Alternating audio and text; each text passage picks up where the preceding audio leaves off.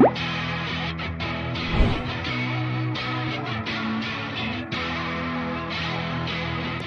hari, manusia membuat keputusan, mulai dari hal-hal sederhana seperti memilih tempat makan, sampai keputusan penting dalam hidup.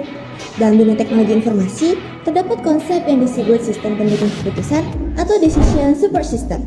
SPK membantu manusia mengambil keputusan dengan menggunakan data, analisis, dan model.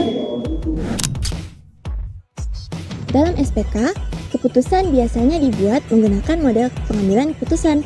Sebuah model pengambilan keputusan adalah kerangka atau langkah-langkah sistematis yang membantu seseorang menganalisis masalah sebelum menentukan pilihan.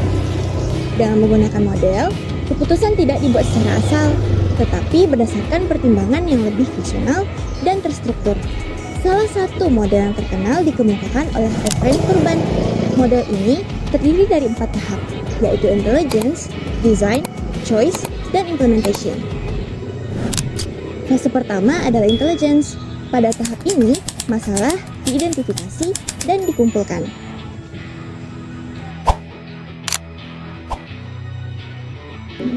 Kayaknya stres banget, kenapa?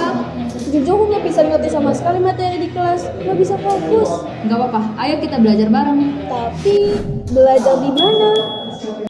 Oh, gimana kalau misalnya kita Boleh?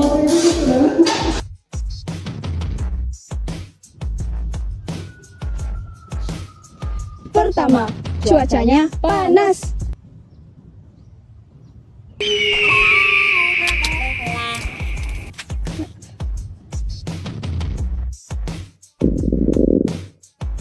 Berarti kita juga butuh tempat yang jual makanan. Tapi, ngomong-ngomong, tadi kenapa kamu gak fokus di kelas?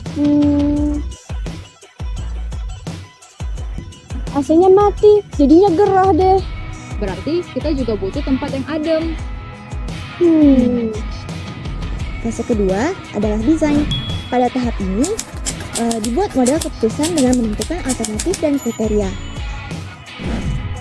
Nah, jadi dari hasil analisis tadi, berarti kita butuh tempat yang indoor, tidak gerah, menjual makanan, dan karena kita mau belajar bersama, berarti kita juga butuh tempat yang bisa berdiskusi. Tunggu. Aku boleh tambahin sesuatu lagi nggak? Apa tuh? Kalau kita budgetin juga gimana? Boleh? Jadi lebih dompet friendly kan? Boleh. Oke. Karena kriterianya udah, sekarang kita harus tentuin alternatifnya. Kamu udah saran tempat gak? Kalau purpose gimana? Boleh? Atau di kafe? Atau rumahku juga boleh sih. Nah, dengan menentukan kriteria dan alternatif, maka keputusan dapat dianalisis dan diambil. Fase ketiga adalah melakukan analisis pilihan.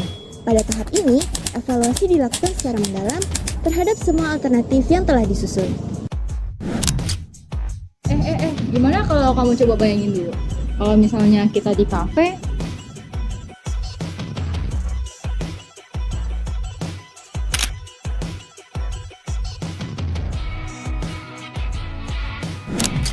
Kalau di rumahku,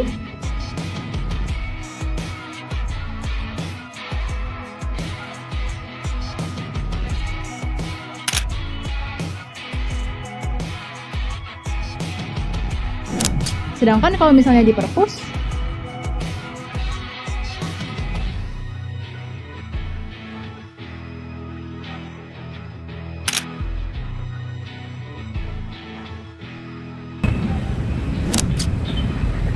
Setelah membandingkan semuanya dengan what if analisis, maka tahap selanjutnya adalah menentukan pilihan.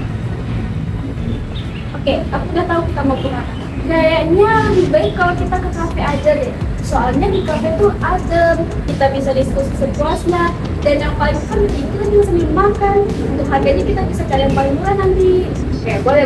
Oke, ayo.